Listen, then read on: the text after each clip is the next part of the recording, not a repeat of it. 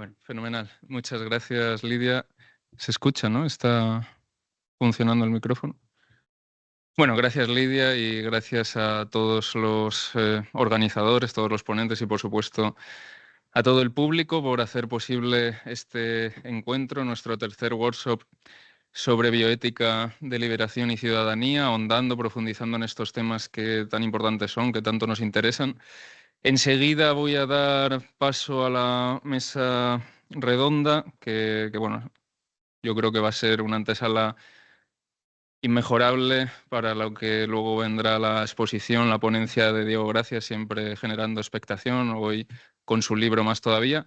Bueno, como yo soy ya conocido, sobre todo aquí por lo que puedo llegar a enrollarme y por las vueltas que puedo dar a cualquier tema, voy a ir directamente al grano, voy a presentar muy sucintamente a los integrantes de esta mesa, a los que reitero el agradecimiento por estar aquí presencial o virtualmente, que yo sé que en ambos casos es un esfuerzo diferente, pero en ambos casos un esfuerzo. Y nuestra mesa, como seguramente han visto en el programa, se llama El potencial de la deliberación para la ciudadanía, formación de actitudes, promoción de valores de convivencia democrática, multidisciplinariedad, multiculturalidad. Bueno, no es poco, ¿no? Yo creo que son bastantes temas muy ricos, muy interesantes y seguro que las ponencias de nuestros comunicantes van a ser muy interesantes y van a tocar en mayor o menor medida todos estos temas decisivos para la cuestión de la deliberación, para la bioética en general y sobre todo para la ciudadanía. Bien, los integrantes son María Teresa López de la Vieja, Isabel Roldán y José Antonio Seoane. No voy a hacer una presentación al uso porque yo creo que lo que nos interesa es escucharles. Simplemente voy a comentar de manera muy esquemática quiénes son, de dónde vienen, para las personas, quizás sobre todo para los alumnos que no estén tan familiarizados, aunque yo creo que la mayoría les conocemos. María Teresa López de la Vieja es catedrática emérita honorífica, con una larguísima trayectoria en la Universidad de Salamanca.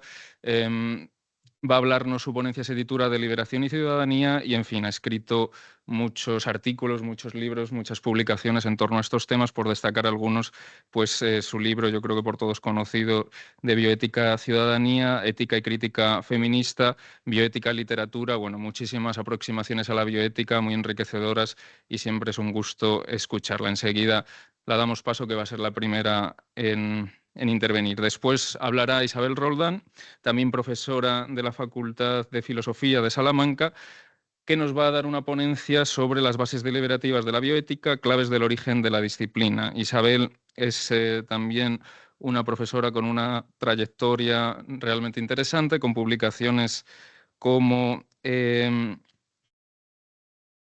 como déficit motivacionales para la promoción de la salud pública, un artículo que giraba en torno al COVID, muy interesante, justamente llevando al ámbito ciudadano, social, a cuestiones concretas todas las discusiones sobre bioética, o por ejemplo también en la prestigiosísima American Journal of Bioethics, un artículo muy recomendable, What is Missing in Secular Bioethics, The False Dichotomy Between Secular and the Theological. Bueno, artículos muy recomendables, también con ese cariz social, con ese cariz relacionado con la ciudadanía, y yo creo que va a ser una aportación muy interesante. Por último, y no me enrollo más, tenemos a José Antonio Seoane, también con una trayectoria extensísima, catedrático en la Facultad de Derecho de la Universidad de La Coruña, que nos va a hablar, su ponencia lleva como título La deliberación como modelo de diálogo cívico. Como digo, José Antonio es catedrático de Filosofía del Derecho, es miembro del Comité de Bioética de España, es presidente del grupo de expertos de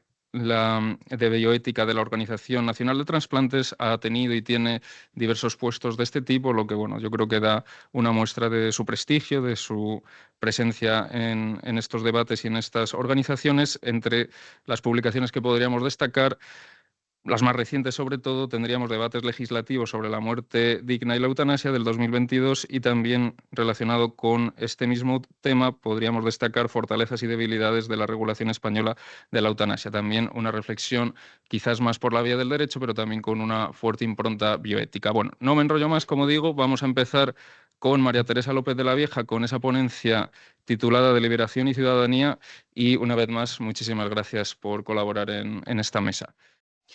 Hola, muy buenas tardes. Yo estoy muy agradecida de la invitación y realmente me siento encantada de poder participar en el seminario. He de decir que em, siento no poder estar presencialmente. Espero que funcione la conexión y la presentación que he traído. También quiero agradecerte, Marcos, que moderes la mesa. Mil gracias a todas las personas que van a compartir la sesión y desde luego es un lujo poder compartir este rato con Isabel y con José Antonio.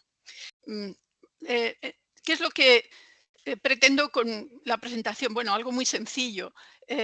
Analizar dos aspectos de la deliberación, pues que es un procedimiento, y la cuestión es preguntarse en qué consiste este procedimiento y para qué sirve.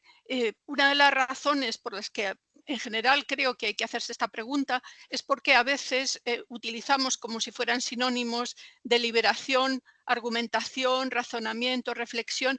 Y bueno, ahí hay un tema importante a la hora de a qué nos queremos referir exactamente. En todo caso, como procedimiento, sea cual sea esa acepción que hayamos elegido para referirnos a la deliberación, tiene una dimensión epistémica. Eh, entonces, como procedimiento, podríamos decir que tiene una serie de características que a veces permiten se aplique de forma más sencilla, otras veces de forma más compleja. Pero es que además es una práctica.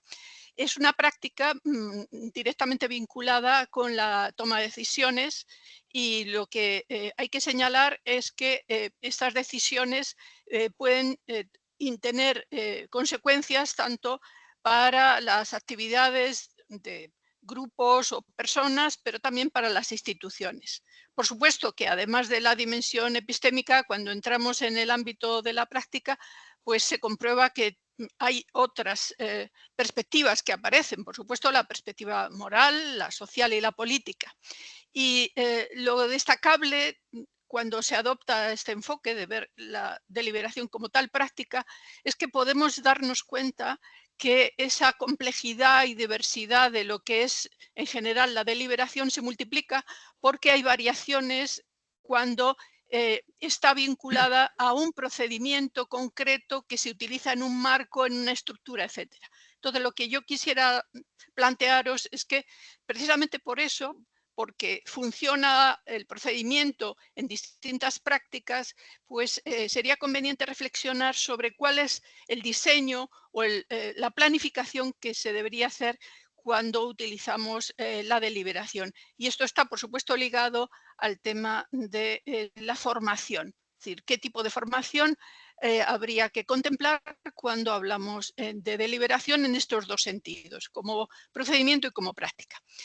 Y en el ámbito clínico se utiliza habitualmente, hay una experiencia muy acreditada al respecto, pero claro, si damos el salto cualitativo, además de lo que es la práctica clínica al ámbito de la salud pública, ahí se comprueba sin lugar a dudas que hace falta abrir el procedimiento y la práctica deliberativa a la ciudadanía. Y esta además es una temática de liberación y ciudadanía que pues ha sido revalorizada después del giro deliberativo en las teorías de la democracia.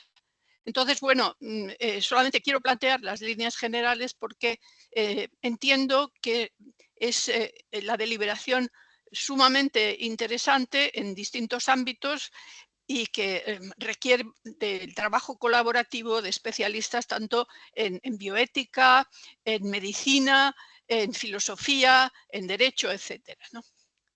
Bueno, el esquema genérico de lo que quisiera plantearos es que por esto que estaba señalando al principio, por esa diversidad de usos que tiene la deliberación, podríamos distinguir grosso modo dos dimensiones. Una que sería la horizontal, en la cual pues veríamos cuál es el deber ser, es decir, qué características ha de tener la deliberación, y ahí quizás pues haya elementos que sean comunes a muy distintos usos.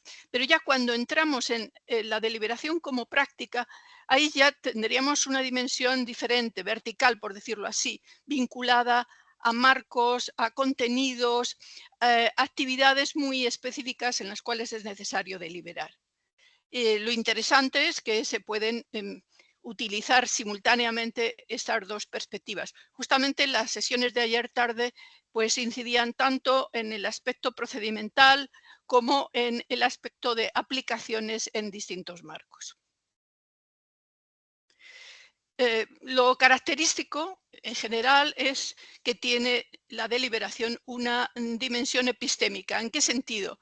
Si una definición mínima de deliberación consiste en que damos y pedimos razones, pues obviamente lo que primero habría que destacar es esa capacidad del procedimiento para aumentar las distintas perspectivas sobre cualquier tema. Y hay un autor, Robert Gooding, que ha señalado que quizás cuando hablamos además de deliberación en contextos abiertos y en sistemas democráticos, normalmente nos fijamos en los procesos de votación, de participación de la ciudadanía en esas circunstancias, ¿no?, en las que se puede votar. Pero él llama la atención sobre lo que antecede a ese momento de la votación en cualquier contexto democrático. Y es que, claro, cuando votamos o tomamos alguna decisión, antes ha habido que sopesar razones. Y por eso él señalaba que deberíamos mirar la deliberación y esa dimensión de dar y pedir razones al menos en dos fases. La peculiaridad de la deliberación, que es, digamos, una razón a su favor, pero también a veces en contra, es que esto requiere tiempo. Este procedimiento de pedir argumentos, pedir razones, dar razones. ¿Cuál es la contrapartida, digamos, la ventaja? Sí requiere tiempo, pero ¿qué nos ofrece el procedimiento? Pues nos ofrece el que podemos generar distintas alternativas antes de la toma de decisiones. Entonces, la idea de que lo que se busca en ese intercambio es la respuesta correcta, hay que entenderla en el sentido de que lo que se está buscando es la mejor alternativa para después tomar unas decisiones. Obviamente, un componente que facilita ese ponerse de acuerdo sobre cuál es la mejor alternativa, pues requiere el que al menos haya pretensión de veracidad. Es decir, cuando aparece esa desconfianza con los que se comparte ese proceso de deliberar y tomar decisiones, pues obviamente no puede llegar al final ese resultado de tener las decisiones mejor sopesadas o analizadas.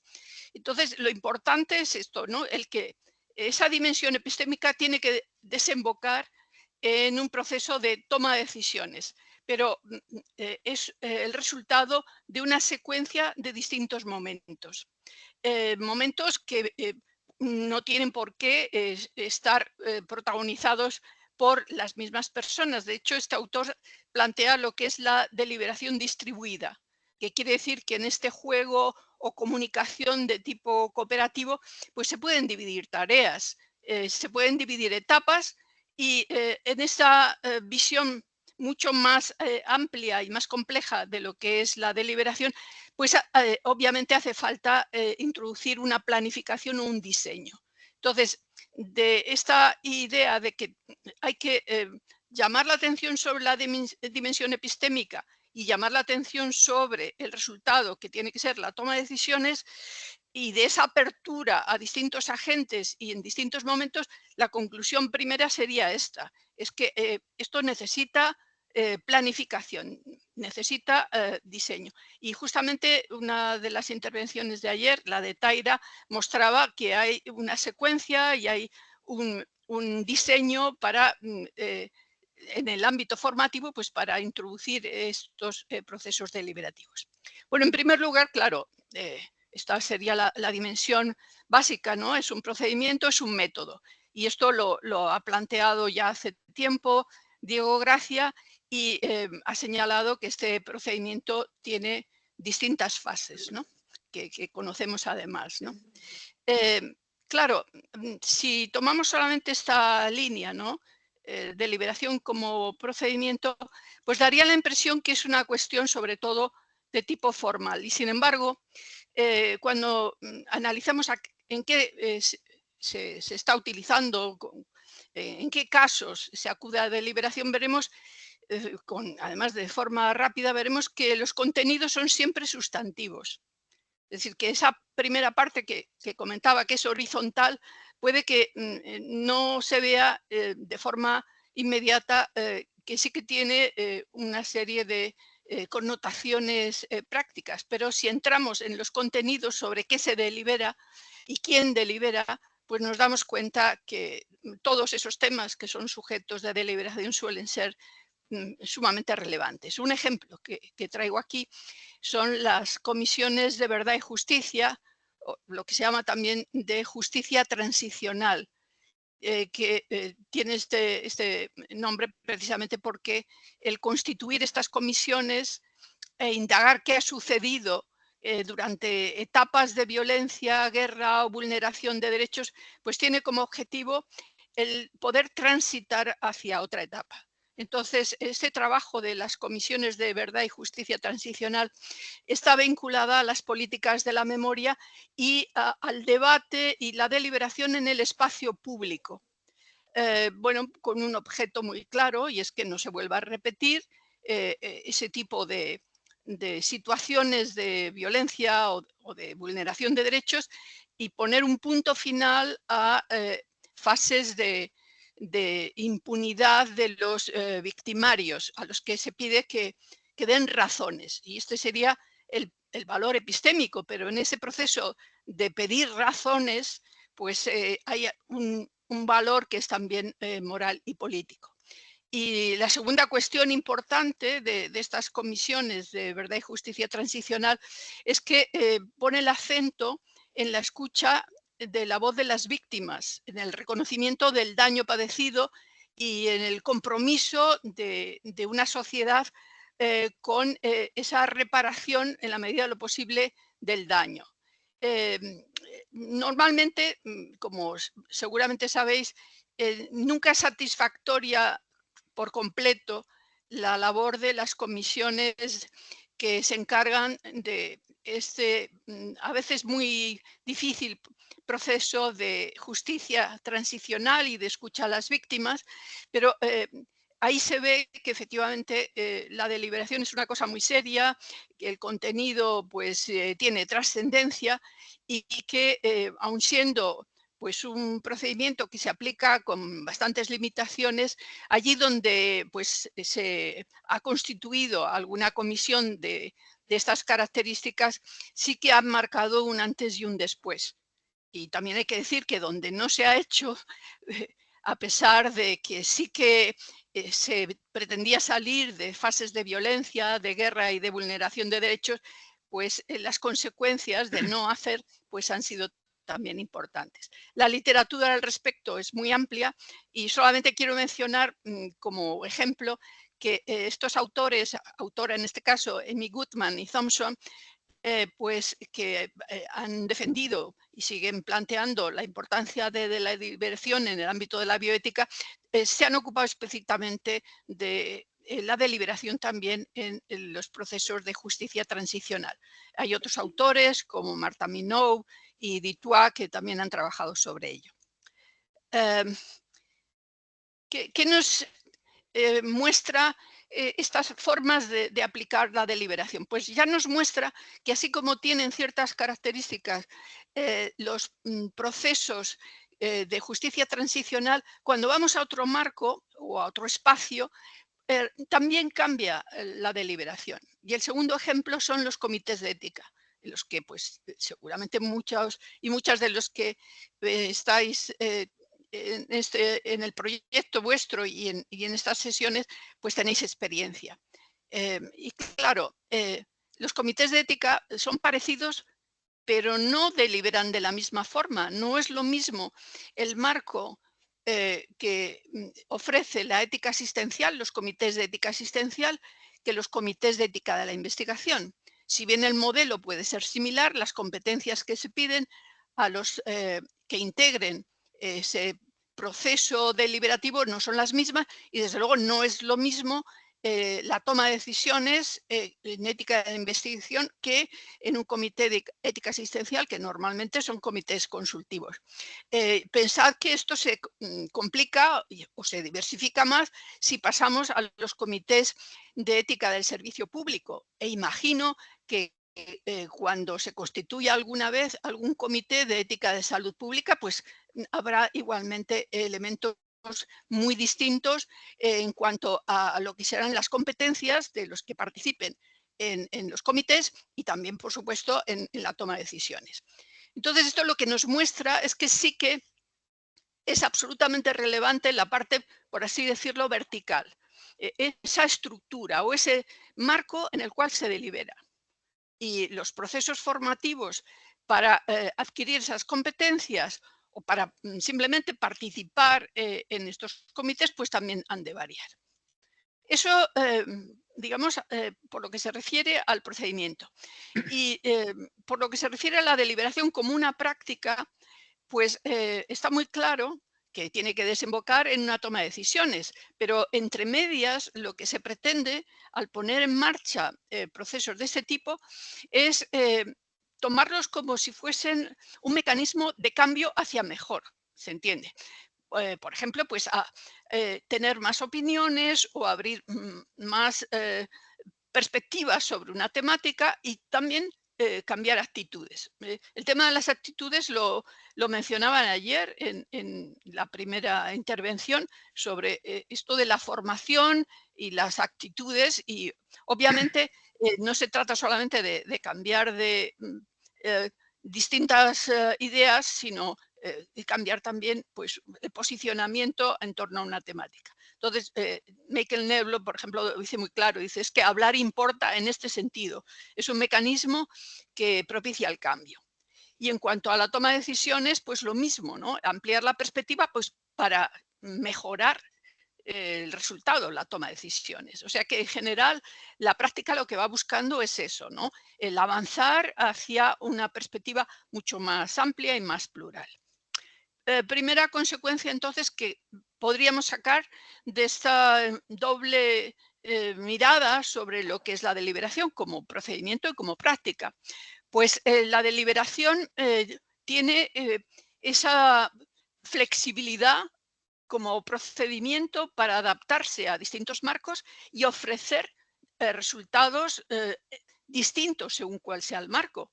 Y por supuesto, los agentes que participan en la deliberación pueden ser muy diferentes y con competencias distintas. La ventaja es que esa flexibilidad y adaptabilidad del procedimiento pues permite aplicación en muy diversos contextos. Un ejemplo, y no me voy a extender sobre ello, pues es ese documento de la Organización Mundial de la Salud del año pasado que planteaba muy claramente que la deliberación para los temas de salud pública se tiene que diseñar, se tienen que establecer distintos pasos. ¿Con qué objetivo? Pues con el objetivo de abrir la deliberación hacia la ciudadanía para que tenga impacto en la toma de decisiones que se realiza en el ámbito institucional. O sea, que se escuche a la ciudadanía y se tomen en cuenta las propuestas. Pero la ciudadanía en general, ¿cómo? Pues hay que hacer un proceso de selección, de apoyo, de facilitar la deliberación y permitir que tenga esa influencia en quienes toman las decisiones sobre políticas públicas. Y claro, la cuestión está, y eso se ve muy bien desde la salud pública, quizá no se ve en la misma medida cuando estamos hablando en el ámbito clínico, pero en salud pública se ve que hay un salto de nivel porque estamos hablando de la salud de la población y entrar en la esfera pública y entrar a través de la deliberación, que no es negociación de preferencias, sino que es ese procedimiento y ese proceso de dar y pedir razones. Bueno, pues lo que aporta es legitimidad en la toma de decisiones porque se ha pasado a través de ese proceso de búsqueda de razones válidas para los participantes con objeto de solucionar problemas. Entonces, la idea es expandir, cuando damos el salto de esferas específicas muy acotadas, profesionales, a la esfera pública, lo que se pide es que la justificación tenga ese carácter de legitimidad, de apertura, participación y transparencia. No digo la lista de contribuciones teóricas al tema porque es larguísima, empezando por Habermas, Mansbridge, Neblo, etcétera. Es decir, hay una literatura amplísima en el ámbito de la teoría política sobre las ventajas y también las dificultades de la deliberación. Claro, cuando se habla de giro deliberativo y de reivindicación del procedimiento y el proceso deliberativo, en sociedades contemporáneas democráticas se tiene que contar con la participación ciudadana. Y por eso hay que preguntarse, cuando en algún momento se piensa abrir un proceso de esta naturaleza, hay que preguntarse quién participa, dónde, cómo, cuándo, para qué, etcétera, ¿no? Obviamente a mayor participación ciudadana, participación activa, pues mayor posibilidad de que esas decisiones que se tomen pues cuenten con el apoyo de la mayoría de las personas afectadas, ¿no? Entonces se pide esa participación activa, pero siempre a través de esa dimensión epistémica, ¿no? De pedir argumentos o pedir razones, ofrecer razones. Y en ese proceso ya hay una dimensión formativa. Pero es que además, si se hace ese diseño previo, pues también será necesario introducir esa formación sobre cuáles son esas fases y cómo se tiene que conseguir que el resultado sea que se busque la alternativa más favorable y que tenga mayor legitimidad a través de la participación, etcétera, ¿no? Entonces, es importante esto de tener un diseño en cuanto a que hay que seleccionar la información, los participantes, y hay una gama importante y muy variada de posibilidades, porque esto se puede hacer a través de foros, de mini públicos, de comisiones, comités, etcétera. Y por suerte hay una larguísima experiencia en el ámbito de la ética médica y de la bioética del funcionamiento de los comités y se supone que esa experiencia pues, puede ser de mayor importancia y utilidad pues, cuando esto se concrete también en el ámbito de la ética pública. Y voy terminando. El giro deliberativo es pues una de las aportaciones de la teoría política de los últimos años y no solamente tiene consecuencias teóricas, también prácticas, ha permitido refinar el conocimiento que teníamos de lo que es el procedimiento y también ha favorecido distintas aplicaciones prácticas. Pero claro, hay dos dimensiones que hay que tener en cuenta. Podemos fijarnos en el procedimiento en cuanto tal y tiene un marco normativo que debe ser, qué condiciones ha de cumplir, etcétera. Pero luego está ese otro marco institucional y ahí sí que puede entrar esa información empírica sobre cómo funciona en distintos contextos la deliberación. Y si lo que se pretende es que la deliberación tenga esa apertura a la ciudadanía, que pueda ser considerar una deliberación legítima, igualitaria, democrática, etcétera, pues obviamente necesita de la participación de la ciudadanía. Y si esto es así, y cuando hablamos de deliberación en el ámbito social y político, pues si hablamos de salud pública, obviamente, como es la salud de la población, habría que contar con la población. La pregunta es cómo y cuál es el diseño para que esto se pueda realizar de forma correcta. Entonces, las últimas conclusiones serían que la deliberación es un procedimiento para la toma de decisiones, tiene distintos niveles, pero también tiene distintas formas de aplicación, además de esa dimensión epistémica. Cuando entramos en su dimensión práctica, nos damos cuenta que es una práctica comunicativa, es una práctica de interacción y que los contenidos suelen ser siempre sustantivos. Lo que pasa es que van a variar según cuáles sean los marcos y los agentes. Y por ello hay que planificar y diseñar y tener en cuenta cuáles son las estructuras en las cuales se va a aplicar ese procedimiento. Y claro, para eso es importante la formación, el papel formativo.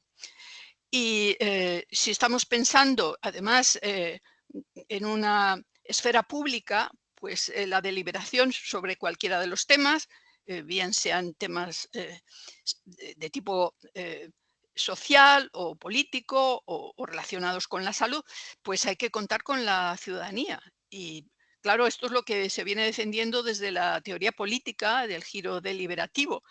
Y bueno, pues quizás es interesante, ¿no?, poner al lado los avances que se han podido realizar en este campo, en el campo de la teoría política, llevarlos también al ámbito de la salud y sobre todo, pues ojalá al ámbito de las políticas sanitarias y sobre todo a la política de salud pública. Y yo lo dejaría aquí porque, bueno, para hablar de bioética está ahora Isabel y para hablar de ese test de la legalidad está José Antonio. Entonces, bueno, lo dejo aquí. Muchísimas gracias. Bueno, pues Sí, nada, perfecto. gracias. Muchas gracias, María Teresa, por la estupenda presentación, muy ilustrativa, aclarando muchos conceptos. Bueno, yo creo que ha estado fenomenal. Muchas gracias también por Eh, Me ha tenido al ajustarte, tiempo, ¿no? Sí, por atenerse al tiempo, que de las pocas funciones del moderador es establecer los tiempos y es lo único que no he hecho. Así que, pero bueno, como sé que estoy con profesionales, estoy seguro que se van a mover un poquito menos de 30 minutos, justo para que nos dé tiempo al menos a algunas preguntas, que siempre es interesante. Bien, para ajustarnos al tiempo, doy paso ya enseguida a Isabel Roldán con su ponencia Las bases deliberativas de la bioética, claves del origen de la disciplina, que seguro que va a continuar esta tónica, también, al menos por el título, con una vocación o con una vertiente histórica que va a ser muy enriquecedora. Así que, bueno, no me entretengo más y cuando quieras, Isabel, tienes la palabra. Muchas gracias otra vez. Gracias, Marcos. Bueno, pues en primer lugar, muchísimas gracias por la invitación, muchísimas gracias a Lidia Feito, gracias a Marcos Alonso por la estupenda y generosa presentación y a mis compañeros de mesa, a María Teresa López de la Vieja y a José Antonio Seoane. Bien, estoy muy contenta de participar, aunque sea en modalidad online. Quiero también agradecer a Teresa, que ha puesto, como suele decirse, la pica en Flandes, es decir, ha expuesto maravillosamente todo lo relativo a la deliberación, tanto es que no sé qué voy a poder aportar a esta presentación. Pero bueno, como bien ha dicho Marcos, voy a intentar llevarlo o relacionarlo al ámbito de la bioética. La idea no es hacer una presentación o una descripción muy sesuda del asunto, sino lanzar, o este al menos es mi interés, lanzar algunas reflexiones, sobre todo para traerlo al presente, algunas dudas y también algunas formas de entender la deliberación, teniendo en cuenta, por supuesto, el pasado con lo que lo quiero relacionar, que es la bioética, y también el presente y el futuro, es decir, cuáles son las posibilidades de la deliberación, teniendo en cuenta pues los nuevos contextos a los que nos enfrentamos. La deliberación en sentido online, la deliberación teniendo en cuenta las inteligencias artificiales, etc. Es decir, que simplemente voy a lanzar algunas reflexiones para luego poder hablar sobre el tema. Pues bien, lo que me gustaría, o este es el orden que le he dado, la hipótesis de esta presentación, y además en el contexto de la mesa, pues denominada con este título, ¿no? El potencial de la deliberación para la ciudadanía, formación de actitudes, promoción de valores de convivencia democrática, multidisciplinariedad y multiculturalidad en este contexto, y sobre todo teniendo en cuenta la idea de los valores. La hipótesis, por tanto, es que en el nacimiento de la bioética como disciplina, allá por los años 70 en Estados Unidos, pueden encontrarse algunas claves para comprender los procesos de deliberación. Y en concreto, voy a sostener que estos procesos deliberativos dependen en gran medida de los marcos, Teresa lo ha señalado muy bien, incluso, aunque lo voy a exponer de modo entremezclado, de los procedimientos, es decir, de los marcos en los que se desarrolla, y no tanto de los valores compartidos que pueden o no facilitar la toma de decisiones.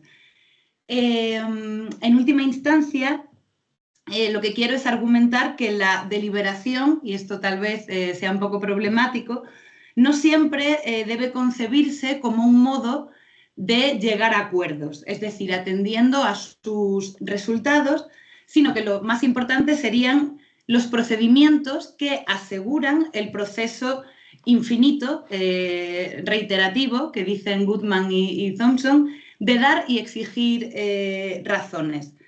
Es decir, que esta perspectiva pondría el acento más en las precondiciones, si se me permite la expresión, en las precondiciones formales de la deliberación, más que en una concepción material de la misma asociada a una serie de valores.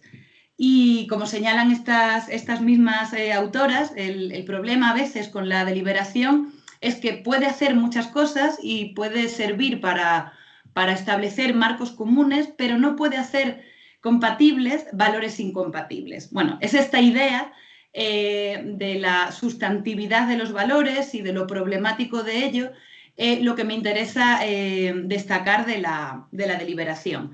Por tanto, lo que no puede hacer sería, ya digo, hacer compatibles esos valores, pero sí que se pueden establecer marcos de discusión, o podría decirse un suelo común para exponer las razones en conflicto.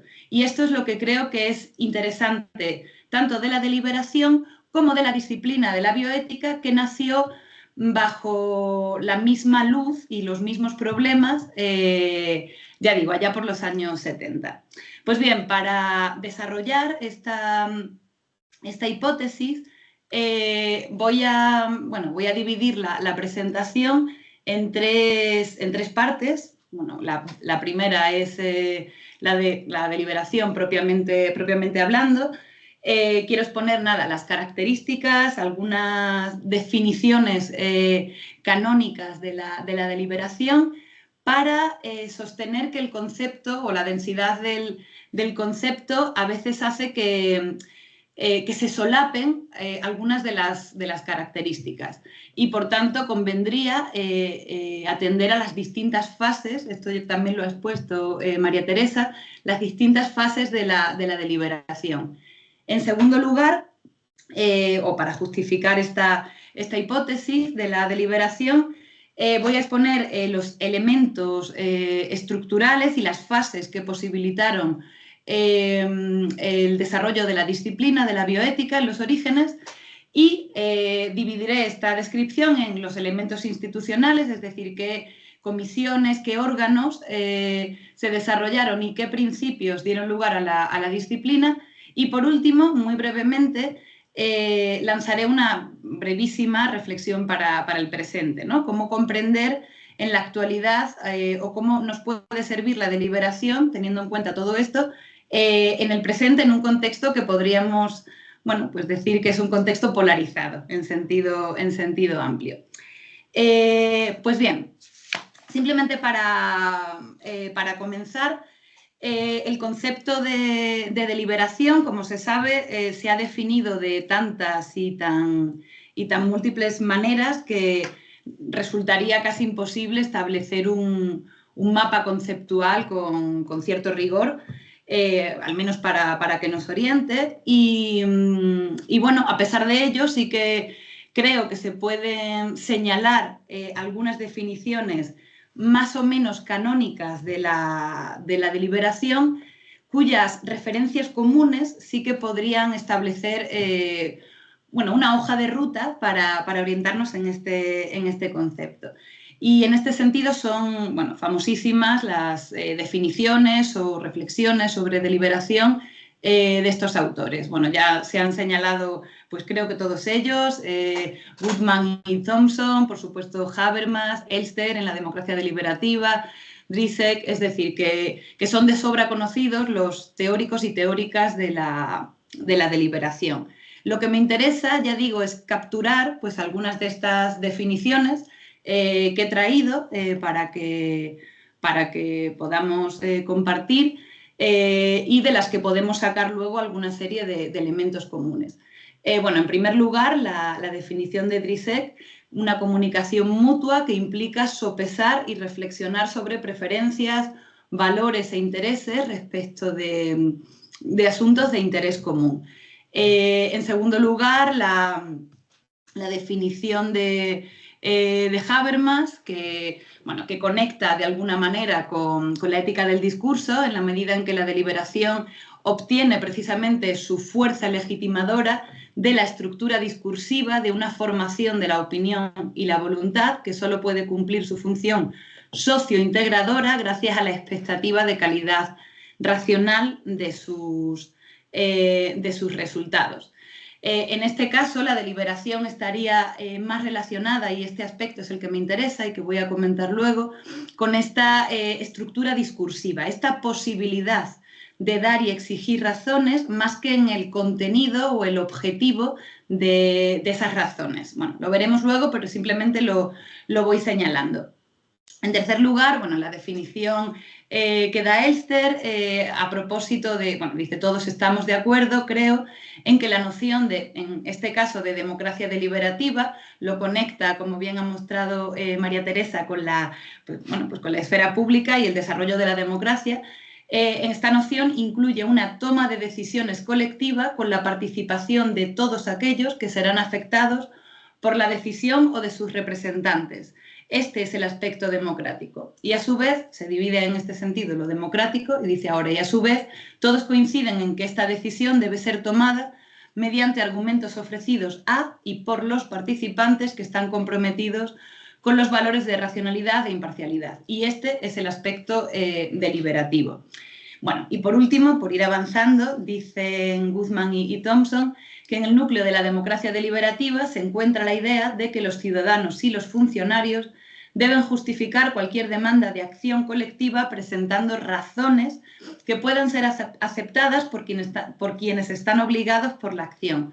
Cuando los ciudadanos discrepen moralmente sobre políticas públicas, deben deliberar entre sí, buscando un acuerdo moral cuando sea posible y manteniendo el respeto mutuo cuando no.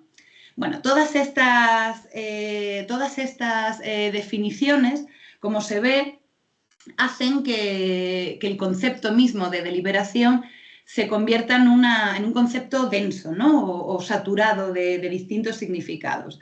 Porque cada una de ellas apunta a un sentido distinto, a una dirección distinta. No necesariamente opuesta una dirección de la otra, aunque sí entrecruzadas. Y esto es lo interesante del concepto, que pueden producirse solapamientos en la interpretación o en la consideración de las fases de la deliberación.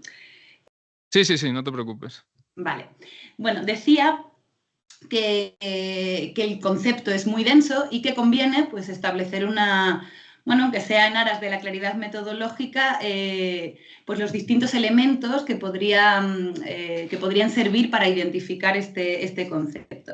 Pues bien, en primer lugar, la deliberación, decía, podría referirse a las distintas fases que conforman la propia deliberación, entendiendo esta como un proceso. Y al respecto me gustaría poner como ejemplo una estrategia metodológica que adoptan estos autores, Fries y Elders, en un artículo que es una revisión sistemática, en este caso sobre el concepto de deliberación online. Y ellos parten de tres presupuestos de distinción metodológica. Separan, en aras, ya digo, de esta investigación, de esta revisión, separan el aspecto de condiciones de diseño institucional, precisamente, aquellos que están dirigidos precisamente al intercambio de razones, pues el presupuesto de partida que hace posible la deliberación misma. Se podría relacionar, pues no sé, con el concepto de esfera pública que plantea Habermas. En segundo lugar, el proceso mismo de la comunicación, de intercambio de razones de de facto, y para ello se tienen en cuenta cuestiones como la racionalidad, como la interactividad o como la igualdad. Y por último, analizan aquellos, bueno, en este caso, aquellos artículos que consideran la deliberación como resultados, es decir, como búsqueda de acuerdos o de consensos, o también de desacuerdos, ¿no? Si se entiende la deliberación como, pues en este caso, como no destinada al acuerdo. Lo interesante, bueno, en este caso, ya digo, es el análisis del concepto de deliberación online. Lo interesante de este artículo, decían, es que mientras hay muchísima literatura relacionada con el diseño y con los procesos, hay muy poca literatura que haga hincapié en los resultados de la deliberación. Y esto a mí también me parece sintomático para tener en cuenta las características del concepto. Pero bueno, cierro el excurso porque esto simplemente era una curiosidad. En segundo lugar, el concepto de deliberación también podría referirse al objeto de esta misma deliberación, a lo que se pone en juego. También lo ha mencionado Teresa, pues los valores, las preferencias, los intereses. Y desde esta perspectiva convendría dilucidar sobre qué en concreto pues, se está deliberando. Pues, por ejemplo, no es lo mismo hacerlo sobre valores, en este caso, que sobre preferencias, que sobre intereses. También a veces se solapa, aunque esto no voy a entrar en ello, la idea de deliberación con la de negociación, ¿no? También se ha mencionado. En tercer lugar, por ir avanzando, conviene distinguir el elemento de las condiciones de la deliberación, las condiciones de partida. Y este sentido de la deliberación, por lo que luego conectaré con la bioética, es el que a mí me interesa más, porque creo que es el que mejor define y ayuda a desarrollar la propia idea de deliberación. Y bueno, por último, la deliberación, que puede hacer referencia al producto mismo de esto, o a lo que se aspira. También, por cierto, se suele, voy a ir avanzando, se suele interpretar deliberación como búsqueda de consenso, o se tiende a valorar este sentido de la deliberación como acuerdo, como consenso, como puesta en común en última instancia. Y por otra parte, y creo que es el concepto que en este caso explica mejor el origen de la bioética como disciplina, estaría la deliberación como marco procedimental. Sería lo que se ha denominado el camino de la ética regulatoria de la disciplina. ¿Por qué es interesante este concepto? Bien, para ilustrar esta hipótesis, para explicarlo, he puesto en la imagen, obviamente no sale entera porque no cabe, pero sí que me voy a servir muy brevemente de la reflexión que hizo Daniel Callahan, es un artículo conocidísimo, muy famoso, a propósito del nacimiento de la bioética en los años 70, que se titula así, ¿no? Porque América aceptó la bioética, en el que sostiene, y este elemento me parece muy interesante para describir la idea de deliberación que creo que subyace a esta reflexión, en el que sostiene que lo primero que tuvo que hacerse para que la disciplina pudiera desarrollarse, dice exactamente, fue poner la religión a un lado, lo dice tal cual, poner la religión aparte, ¿no? Echarla a un lado. Y aquí cabe hacer una apreciación. Porque decir que la religión estuvo al margen de la disciplina en sus orígenes puede resultarle extraño a alguien mínimamente conocedor de aquellos años y de los protagonistas, dado que muchos, como se sabe, bioeticistas eran teólogos o eran creyentes confesos. ¿A qué se refiere Callahan y por qué es interesante lo que plantea? Isa, perdona, me sabe fatal, que está siendo interesantísimo, pero tenemos que ir avanzando, a ver si en menos de 5 minutos ojalá puedas ir terminando. Sí, me queda poco, gracias. Pues bien, decía que para entender lo que quiere decir Callahan, y avanzo, con dejar la religión a un lado, no tendría que ver tanto con expulsar las creencias religiosas del ámbito, cosa que es imposible, como con prescindir de aquellos valores que se presentan como inconmensurables. Porque el éxito de la disciplina, precisamente, dependió de la creación, y en esto creo que se puede establecer la relación con la deliberación. El éxito de la disciplina dependió de la creación de una serie de órganos regulatorios, lo que él llama la ética regulatoria, una serie de comités y de comisiones que lo que estableció fue un suelo común para el intercambio de razones. No tanto se refería al punto de llegada, a una llegada o de un consenso, sino del establecimiento de este suelo común. Por eso también la estrategia normativa que se adoptó fue la del principialismo, según como lo defiende él, porque también sirve para poner entre paréntesis estas concepciones sustantivas y plantear estos principios como, principios que orientan la acción. Y por último, ya para ir cerrando y no extenderme demasiado, dice Callahan que la bioética ofrece una forma o puede servir para entender qué sucedió, o sea, cuáles fueron las claves para la deliberación en aquella época. Bueno, leo muy brevemente, dice: existe una perspectiva de la bioética que afirma que esta debería contribuir de alguna forma a la armonía y la paz social. Dice, a esto mi respuesta es: ¿quién lo dice? A mí me parece que la bioética, para ser seria, debe plantear preguntas difíciles, incluso desagradables. Si esto conduce a la paz, bien; si no, pues bien también. Pero de alguna forma la disciplina ha de tener su propia brújula. No debería ser problemática solo por serlo, sino que, dada la propia naturaleza de la ética, exige plantear preguntas difíciles y estas siempre traen problemas. Pues bien, en relación con el tema que aquí nos ocupa, la deliberación, esta podría comprenderse, la propia deliberación, en el contexto como el marco que asegura la formulación de estas preguntas difíciles que señala Callahan, y del mismo modo ofrece una brújula propia, que son los principios. Y ya para terminar, porque me da un poco de apuro extenderme más, para terminar con una serie de conclusiones, me gustaría compartir o lanzar para el debate posterior una serie de reflexiones y que tienen que ver con lo expuesto y con una posible aplicación al presente.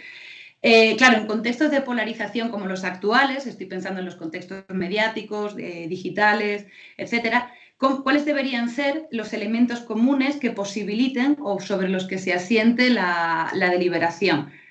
Claro, considerando las distintas fases de la propia deliberación, las condiciones, el proceso y los resultados, podríamos preguntar, al hilo de este workshop, o de lo que hemos estado viendo, si la deliberación promueve los valores democráticos o se desarrolla y debe desarrollarse sobre principios democráticos.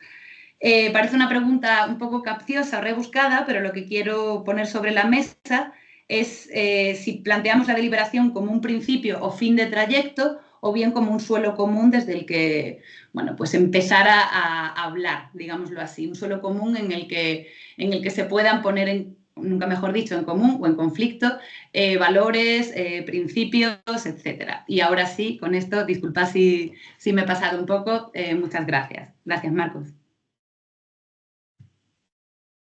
Bueno, muchísimas gracias, Isabel. Yo creo que te has ajustado bastante bien al tiempo y ha sido interesantísimo lo que comentabas. Siento que no hayamos podido extendernos más.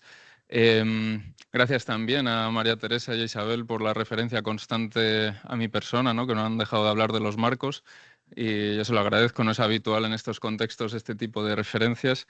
Y bueno, chistes malos aparte, vamos a dar paso a José Antonio Seoane y su ponencia La deliberación como modelo de diálogo cívico. Siento que no tengamos tanto tiempo como hubiéramos querido, a ver si podemos dedicar los últimos 10 o, siendo realistas, 5 minutos a un pequeño debate. Y José Antonio, cuando quieras y puedas. Buenas tardes. Buenas tardes y muchas gracias por por la invitación a participar en este seminario, especialmente a la profesora Lidia Feito.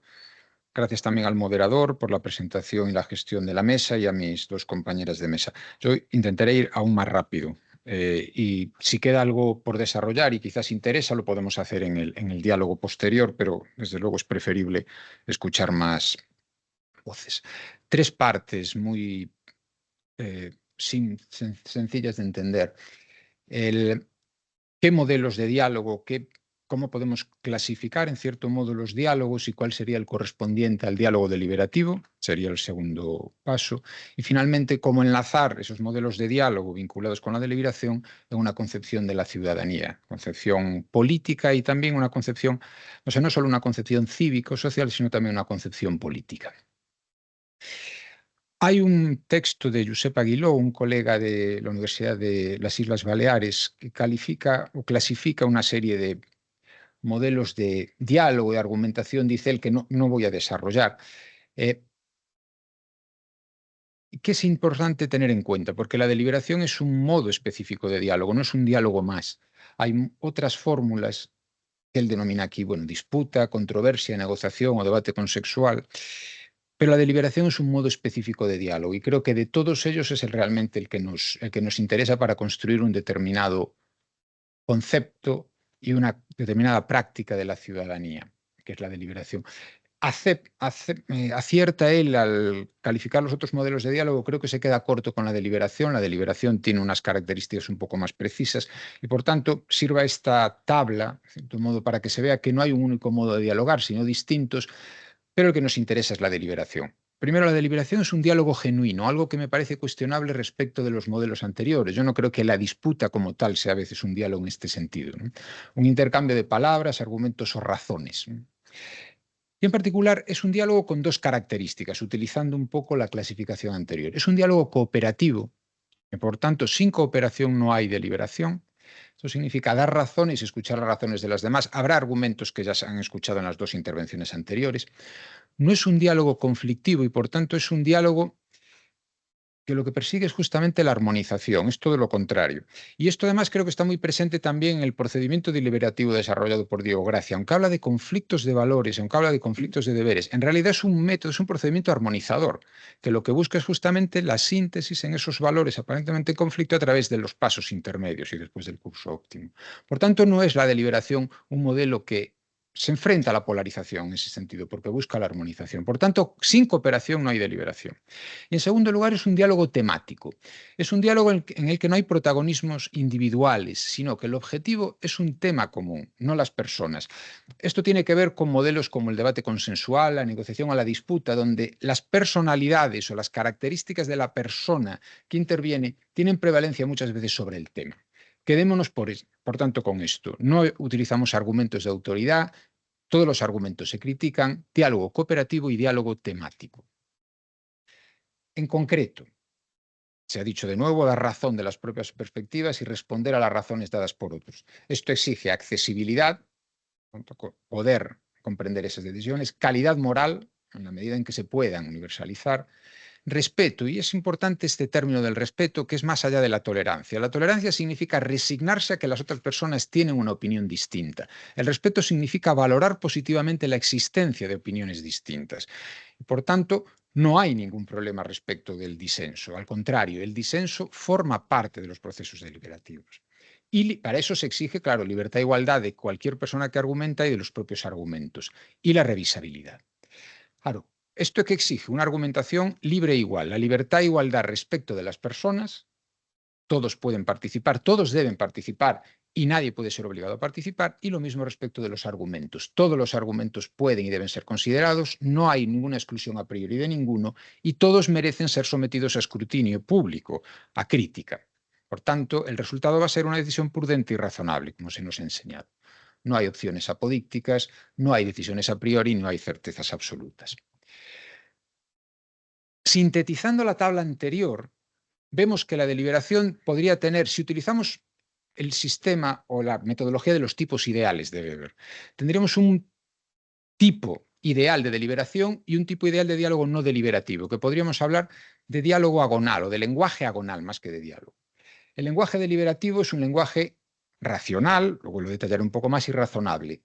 Un pensamiento en comunidad que entiende que la realidad es compleja y diversa, utiliza argumentos prudenciales, un modelo de racionalidad práctica, racionalidad comunicativa, delibera, y su objetivo es la corrección o la justicia de las decisiones.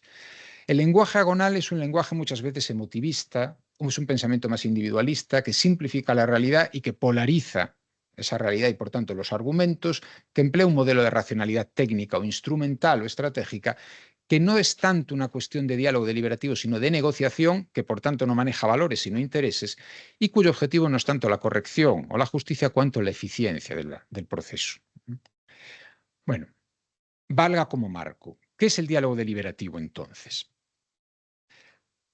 Una deliberación genuina por lo menos debería respetar estas características. Civil o cívica, estamos hablando en ese contexto. Por tanto, no solo para expertos y no solo para profesionales. Esto es una forma distinta de decir lo que nos han contado las dos intervenciones anteriores. Plural, desde el punto de vista de los valores, desde el punto de vista de las profesiones y desde el punto de vista de los lenguajes. Y esto significa también la inclusión, la participación de todas las personas interesadas y la consideración de todas las perspectivas. Un diálogo racional, en el sentido de que exige dar razones, o sea, justificar los argumentos, pero al mismo tiempo que rechaza la arbitrariedad, esto es la ausencia de razones, y al mismo tiempo el emotivismo, que es la justificación de los argumentos exclusivamente a partir de las emociones. Esa racionalidad no se entiende como una racionalidad apodíctica o científica, sino una razonabilidad y, por tanto, juicios prudenciales, esto es, situaciones en que le combinan normas, consecuencias, virtudes, principios en condiciones de incertidumbre. Y una racionalidad crítica. Y la racionalidad crítica significa que los argumentos no pueden estar basados exclusivamente en la fuerza. Yo soy el presidente del comité, yo soy el presidente de este órgano y por tanto mi argumento tiene un peso superior. Tampoco en la autoridad, sea autoridad intelectual o sea autoridad desde un punto de vista de soberanía o de poder, sino que ese argumento también está sometido a crítica. Tampoco en la tradición, esto se ha venido haciendo así, debemos seguir esta costumbre. En la experiencia, el paso del tiempo demuestra que yo, que llevo más tiempo aquí, lo hemos hecho siempre así y por tanto debo seguir haciéndolo. Las emociones, ya lo hemos dicho antes, y también los hechos. La deliberación no se preocupa solamente de cómo es la realidad, sino al contrario, cómo debería ser esa realidad. Y por tanto, el imperativo de los hechos o la fuerza normativa de lo fáctico, como decimos a veces en derecho, no basta. Nosotros tenemos que dar un paso más allá de los hechos. ¿Y cómo? Se nos ha explicado que hay tres grandes niveles. Diego Gracia ha explicado con bastante claridad que esos tres niveles son a su vez exigibles y tienen un orden lógico en la deliberación. Partamos de los hechos, qué es o cómo es la realidad. Demos un paso después a los valores, cómo debería ser después de esa apreciación o momento estimativo, y demos un paso final a los deberes. Actuemos conforme a esa estimación o valoración que hemos hecho de la realidad. Y para eso vamos a manejar dos tipos de razonamientos. Y hablo de razonamientos y de argumentos porque la deliberación no puede ofrecerse respecto de opiniones, sino de argumentos. Hay un razonamiento teórico que explica o describe la realidad, cuyas premisas y conclusiones son enunciados descriptivos. Nos explica cómo es la realidad y, por tanto, las alternativas son verdad o falsedad. Y esto, en la terminología de John Searle, significa una dirección de ajuste lenguaje a mundo. Cuando yo argumento y enuncio un argumento, lo que estoy intentando es que refleje la realidad. Mi argumento se proyecta sobre la realidad y cuando existe una correspondencia, ese lenguaje, ese argumento es correcto. Esto lo manejamos sobre todo en el nivel de los hechos, pero existe otro modo de razonamiento que es el propio del ámbito político, del ámbito ético, que es el razonamiento práctico, un razonamiento orientado a la acción. Este tiene un carácter valorativo, normativo y justificativo. No es simplemente la descripción de la realidad. Yo pienso cómo debería ser o debe ser. Y por tanto, al menos una de las premisas, la premisa mayor generalmente, y la propia conclusión tienen carácter normativo, no tienen carácter puramente descriptivo. Lo que estoy diciendo es cómo debería ser la realidad. Por tanto, mi juicio no es un juicio de verdad o falsedad, sino de corrección o incorrección en términos generales. Y ahí la dirección de ajuste es distinta. Yo enuncio un argumento para transformar la realidad. No estoy diciendo cómo es la realidad, sino cómo debería ser. Y lo que me gustaría es que la realidad se ajustase a mi argumento. Esta explicación que hace el profesor Gracia cuando dice el ser humano adapta el mundo a sus necesidades, no nos adaptamos al mundo. En cierto modo es esto. Lo que estamos intentando es cómo nos gustaría configurar el mundo para poder realizar nuestros proyectos o nuestros fines. Este es el enunciado, esta es la forma de razonamiento práctico. ¿Y cómo lo hacemos? Decía, no, nosotros no argumentamos sobre opiniones, porque las opiniones me pueden gustar o no gustar, puedo estar de acuerdo con ellas, pero no las puedo cuestionar. Si alguien tiene una opinión determinada, yo la podré respetar, podré contradecirla, pero no puedo contraargumentar. Sí, sobre argumentos. Hay tres grandes dimensiones en la argumentación: la dimensión formal o dimensión lógica, la dimensión material y la dimensión pragmática. Cuando deliberamos, tenemos en cuenta sobre todo la dimensión material. Yo sí creo que existe una concepción sustantiva de la deliberación y que la deliberación parte de valores y promueve valores. En concreto, promueve valores democráticos, por enlazar con la ponencia anterior de Isabel Tam.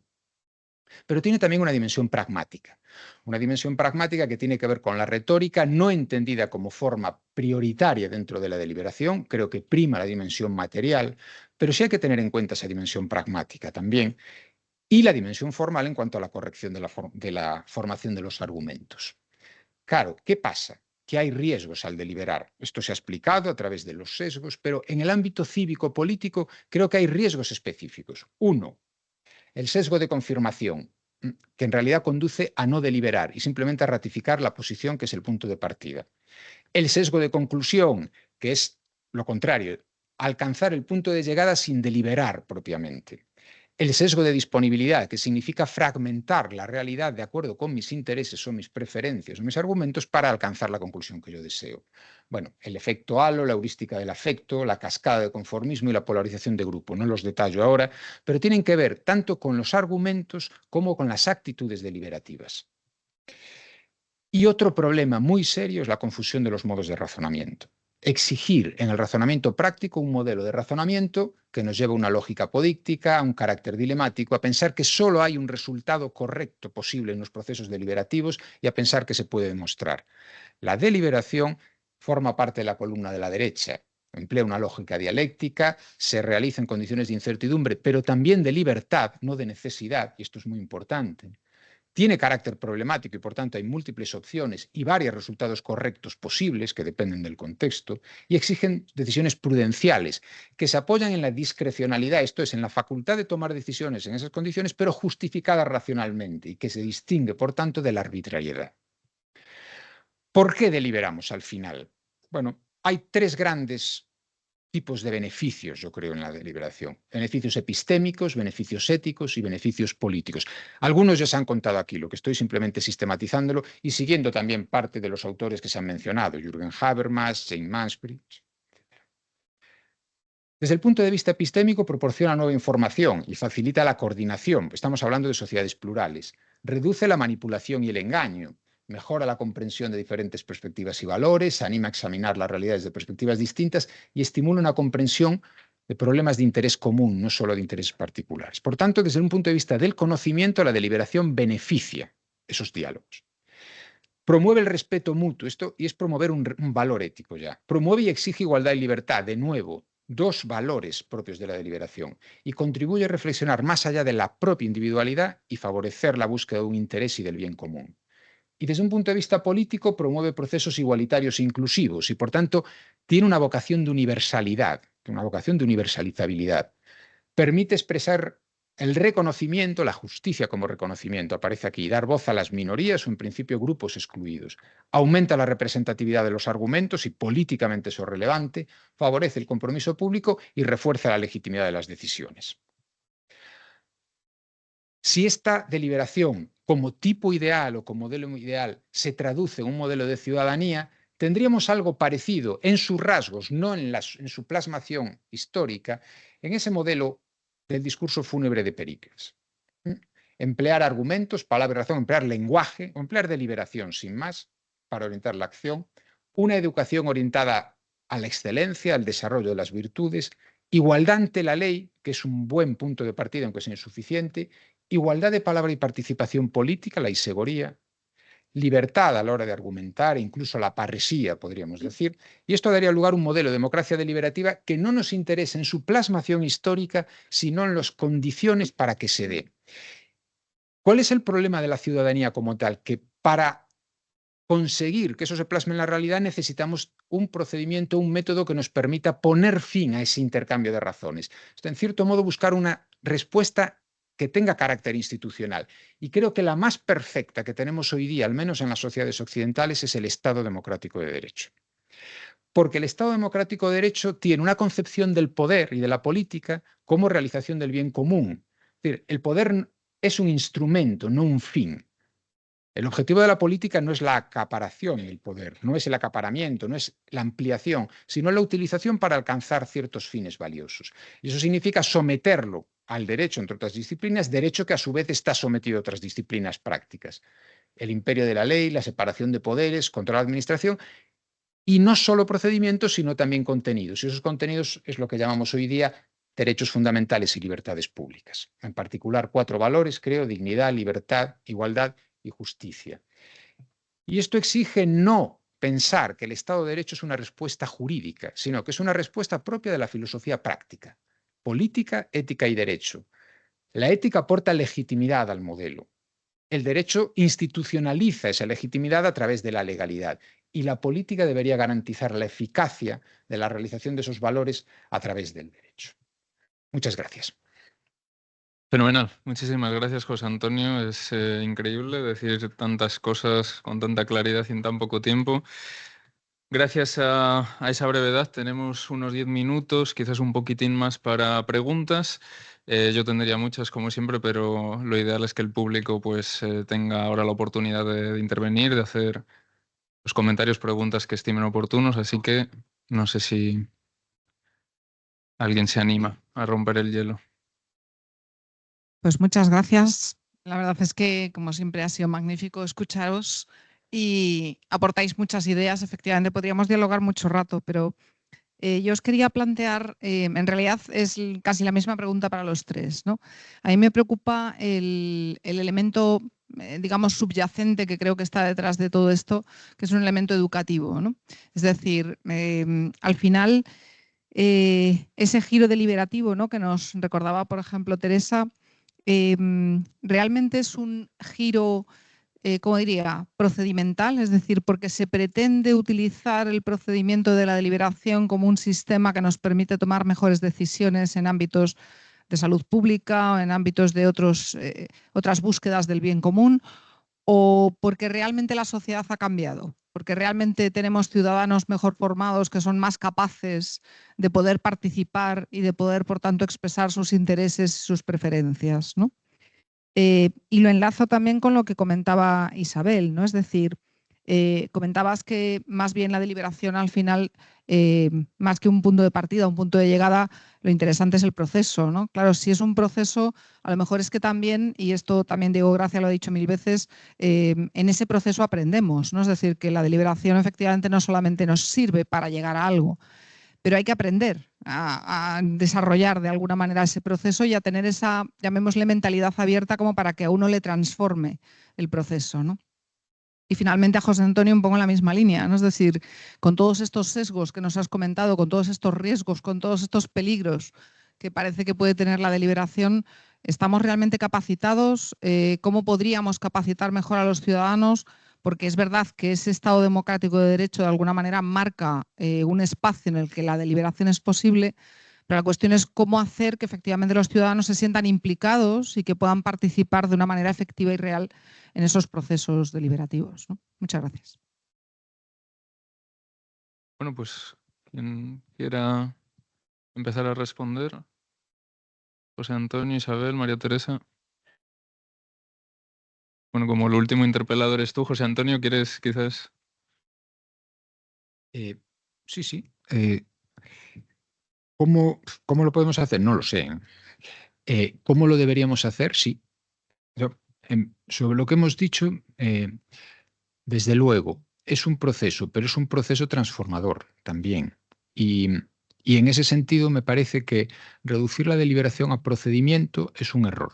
O sea, elegir la deliberación como camino para la ciudadanía o como proceso para la ciudadanía es optar por unos determinados valores. No es fácil decir que todos somos igualmente libres de introducir los argumentos, porque eso no lo hacemos, o que los argumentos tienen una condición de igualdad en el punto de partida y que solo su razonabilidad hará que después del escrutinio uno prevalezca, otro no prevalezca. Entonces, sí creo que es una opción sustantiva por un modelo político y un modelo de ciudadanía. Claro, ¿qué exige? No solo libertad e igualdad, sino también, o sea, preparación y luego responsabilidad a la hora de ejercerlo. Es más fácil adherirse a una posición que adoptar posiciones propias. Entonces yo sí creo que, y es verdad, y esto también se lo hemos escuchado a Diego Gracia muchas veces, que la educación es el comienzo. No creo que sea lo único. Precisamente por provenir del derecho, de la filosofía del derecho, me interesa mucho la dimensión institucional. Y creo que uno de los problemas para la deliberación es la falta de entornos institucionales que lo promuevan, incluso en la formación, y que las propias instituciones lo hagan. Ejerciendo labores de gobierno en órganos administrativos de la universidad, sin ir más lejos, o en otras instituciones, uno se da cuenta de que los procesos deliberativos son rechazados, que las personas prefieren que haya una decisión tomada y adherirse a ella en lugar de pensar o ofrecer argumentos para alcanzar una solución cooperativa, sin más. ¿Por qué es importante la institución? Porque la institución modela también la obtención de unos valores. Si sostuviese una concepción exclusivamente procedimental de la deliberación, no me preocuparía tanto por esto. Pero al escoger la deliberación, yo creo que elegimos también qué valores queremos defender. Y por tanto, no sé cómo hacerlo. O sea, sé que desde luego la educación es una de las vías, indudablemente, pero elegir también es la tarea que tenemos en la universidad, que es lo que nos toca, promover eso, valores, o sea, procedimientos deliberativos, pero no creo que la ciudadanía esté preparada. Bueno, tendríamos que escucharla ya para empezar. Yo creo que está más preparada de lo que pensamos. Si me creo las características que he dicho y tiene carácter cívico, no puede ser solamente de expertos, tendremos que escuchar a todos. Porque esa perspectiva, y eso quien ha vivido en los comités lo sabe, hay opiniones que transforman el proceso deliberativo y conducen a una decisión distinta. Entonces, no soy ni optimista ni pesimista, soy optimista por vocación, no digo por naturaleza, pero sí creo que la deliberación es un modo de transformar eso, precisamente por eso, por una concepción sustantiva de la deliberación. ¿Más preguntas? ¿Algún otro comentario? Bueno, respuestas. Si me permitís, yo creo que habría que distinguir, porque a veces se usan como sinónimos, formación y educación. Porque cuando pensamos en educación, quizá estamos pensando en procesos formales, institucionalizados, en las distintas etapas de la educación, pero los procesos formativos están al alcance de cualquiera que participa, por ejemplo, en comités. Y yo lo que quiero recordar, haciendo un poco de puente entre lo que tenemos como experiencia en los comités, y vemos que sí que no solamente se toman decisiones, si son comités que lo permiten, o que se elaboran recomendaciones, sino que se aprende muchísimo en los comités.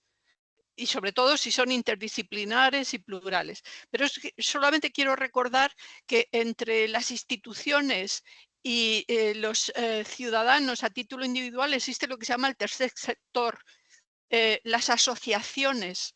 Y en las asociaciones se delibera y se toma posición y que se cambia perspectiva sobre determinados temas. Y aquí hablo como feminista, donde sí se ve que toda esa labor de asociaciones y trabajo voluntario sí tiene capacidad de llegar a la sociedad, y a veces con suerte hasta se formulan leyes como la ley contra la violencia de género, ¿no? O sea que no está tan atomizada la posibilidad de formación. Y realmente si se quiere formar en procesos deliberativos, pues basta entrar en esas esferas asociativas y en los comités. Si estáis pensando en formación como educación formal, pues ahí yo lo veo un poco más difícil. Yo quería solo añadir a propósito de lo que habéis comentado, si tenemos ciudadanos mejor formados y si la deliberación en tanto que proceso es transformativa. Creo que sí, respondería que sí, que la deliberación puede ser transformativa, pero siempre y cuando se considere como un proceso infinito, que es lo que dicen precisamente Thompson y Guzmán y Thompson como la reiteración de la deliberación. Y no creo que siempre esté encaminada a llegar a acuerdos, ni siquiera a compartir valores de fondo. Otra cosa es si se establecen unos principios a partir de los cuales se pueda deliberar, pero no creo que el elemento sustantivo ayude a poner en común distintas perspectivas. Sí que creo que la idea del procedimiento, igual peco más de procedimentalista en ese sentido, pero el procedimiento creo que es el que asegura que se puedan dar y exigir razones, más que llegar a un acuerdo determinado o poner en común ciertos valores que por definición son inconmensurables. Y eso en la bioética se ha visto, ¿no? Cómo no se llegan a acuerdos definitivos, pero se sigue debatiendo sobre las mismas cuestiones. Y ahí lo importante son los marcos del debate y los procedimientos en este sentido. Entonces, tampoco soy pesimista, diría, como ha señalado José Antonio, soy optimista y, como decía Sartre, un optimismo duro, ¿no? Un optimismo realista en este sentido. Y bueno, creo que con eso estaría todo. Gracias. Estupendo. Bueno, hemos llegado a la hora límite. Si hay alguna pregunta súper rápida, quizás podríamos dar paso, pero creo que lo mejor va a ser terminar aquí y continuar estas discusiones a propósito de la intervención de Diego Gracia, que vendrá a continuación. A -15 tenemos que estar de vuelta aquí para escuchar a Diego, que seguro que va a ser un placer, como ha sido esta mesa. Muchísimas gracias otra vez a Isabel, a María Teresa y a José Antonio. Y nos vemos en un cuarto de hora, no mucho más. Estamos aquí de vuelta para la ponencia de Diego. Muchas gracias.